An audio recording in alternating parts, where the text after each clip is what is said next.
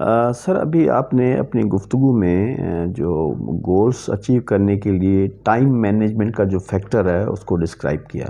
तो sir time management आपके ख्याल में बहुत ही इम्पोर्टेंट फैक्टर है जो कि अपने गोल के हुसूल के लिए उसकी इम्पोर्टेंस बहुत ज़्यादा है।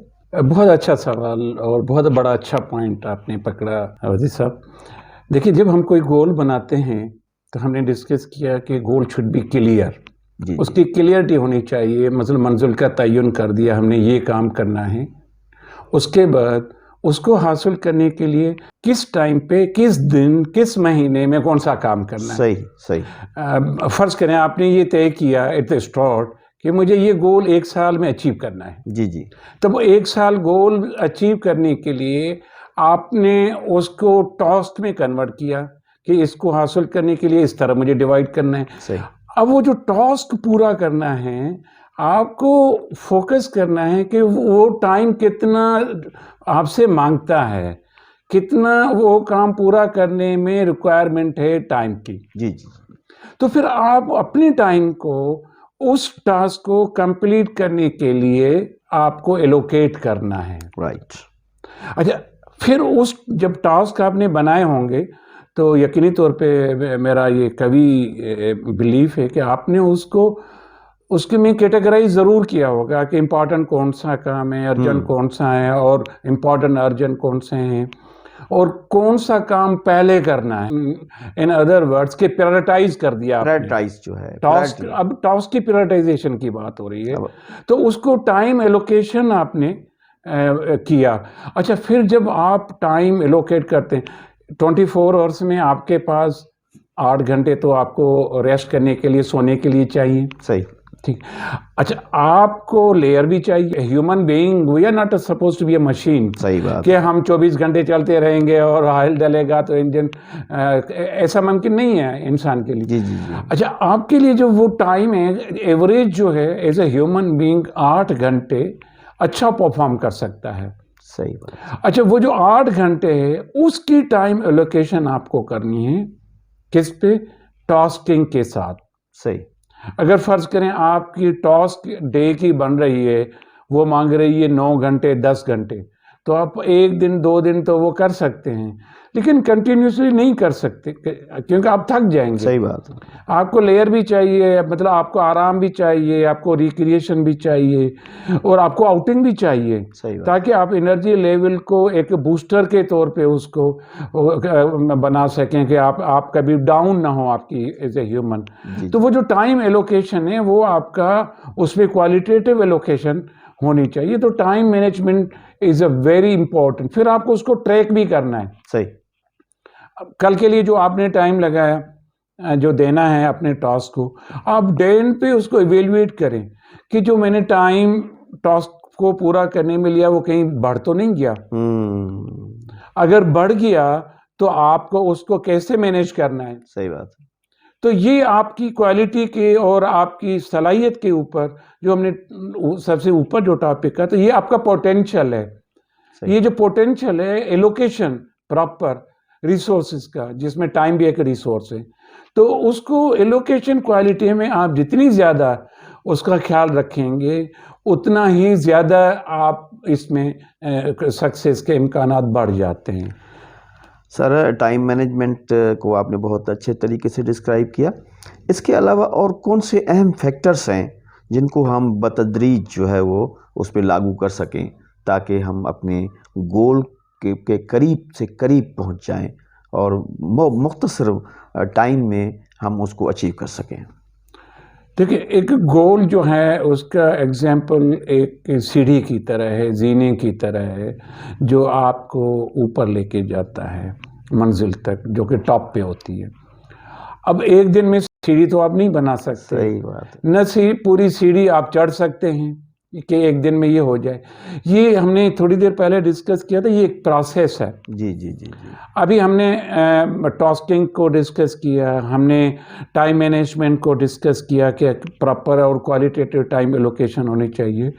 तो इसी तरह वो जो टास्क करना है जो आपने तय किया एट द स्टार्ट, कि क्या उस काम को करने के लिए वो स्किल्स आप में मौजूद हैं या नहीं है। यस यस यस, बिल्कुल सही है।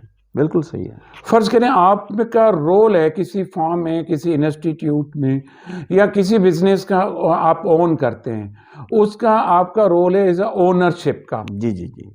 तो वो जो ओनरशिप वाला रोल है, जहाँ पे आपको उस रोल में कहीं डेफिशिएंसी नज़र आती है एज अ ओनरशिप, तो उसके लिए आपको लर्न करना है। सही है, नॉलेज होनी चाहिए आपके पास। नॉलेज होना चाहिए। अगर आपको नॉलेज नहीं होगी, तो आप कैसे टास्क अपने एम्प्लॉय से पूरे कराएंगे, कैसे टाइम के लोकेशन उनको करके देंगे, और दूसरे जिनसे काम करवा रहे हैं आप, क्या उनकी स्किल्स हैं उस काम को परफॉर्म करने के लिए?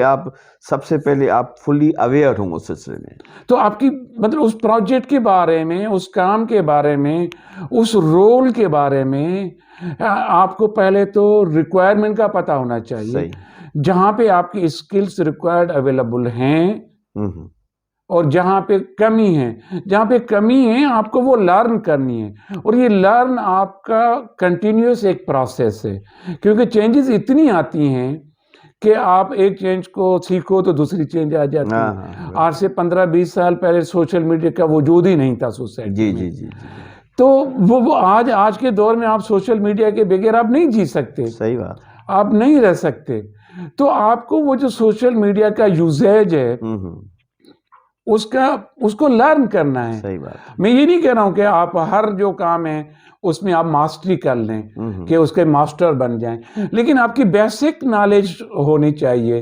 जी। अगर फर्ज करें आप, आई एम वेरी पुअर, मैं आई एडमिट कि मैं आईटी में बहुत कमज़ोर हूँ, जी, जी। मेरी इतनी एक्सपर्टीज नहीं है, लेकिन ये जो हमारा दोस्त फरहान है, he is a very expert in the IT, जी, तो जी। ये काम बेहतर तरीके से आपसे और हमसे कर सकता है। जी, बिल्कुल। तो फिर उस काम को हमने क्या करना है, हमने उसको आउटसोर्स करना है। सही।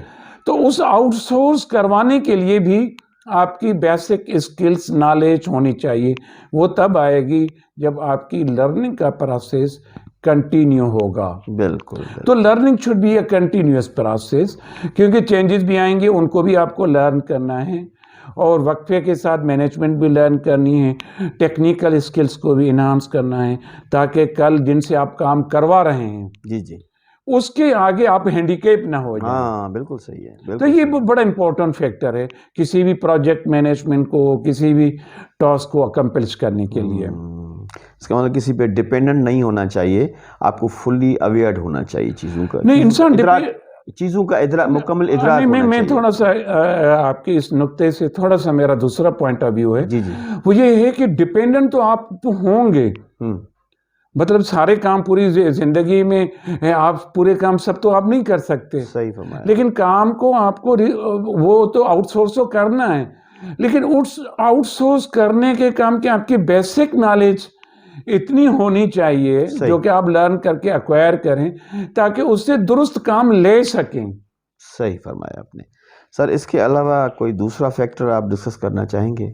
जी बिल्कुल, देखिए, ये जिस तरह मैंने लर्निंग का पॉइंट डिस्कस किया, तो जिस तरह हमने लर्निंग का प्रोसेस किया कि भाई learning process should be continuity, तो लर्निंग के साथ जो इम्पोर्टेंट पॉइंट एक रेज होता है किसी भी गोल को, ऑब्जेक्ट को, डेस्टिनेशन तक पहुंचने के लिए, वो ये होता है कि जो ऊपर जो आपने अपने लिए टास्किंग की, आपने टाइम मैनेजमेंट एलोकेट किया, अब उसमें यह है कि आपको मुस्तकिल मिजाजी के साथ करना है काम, बिल्कुल सही है, जिसको हम कहते हैं कंसिस्टेंसी एंड परसिस्टेंसी आपको मेंटेन करनी है। सही बात।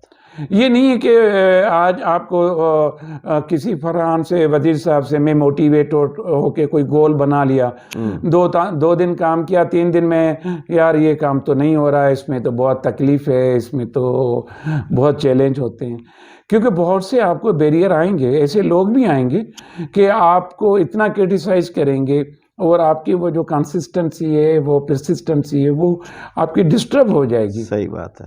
तो ये बहुत इंपॉर्टेंट कि वो जो भी काम करें आप मुस्तकिल मिजाजी के साथ, मुस्तकिल मिजाजी के साथ करें, उसको कंटिन्यूटी का फैक्टर उसमें डिस्टर्ब ना हो। तो ये आपको ख्याल रखना है कि ये कंटिन्यूटी के साथ प्रोसेस होना चाहिए। अगर नहीं होगा तो आपका जो गोल हासिल करने के लिए जो आपने टाइम फिक्स किया, और रिसोर्सेस अलोकेट किए। जब भी टाइम बढ़ेगा या कम होगा तो आपके सारे रिसोर्सेज के ऊपर एक प्रेशर आएगा नेचुरली और वो डेविएट होंगे और वो आपको फिर रिवाइज करने पड़ेंगे और फिर उसमें उलझ के आप फिर stuck दोबारा हो जीरो जाएंगे। से आपको शुरू करना पड़ेगा। दोबारा जीरो से शुरू हो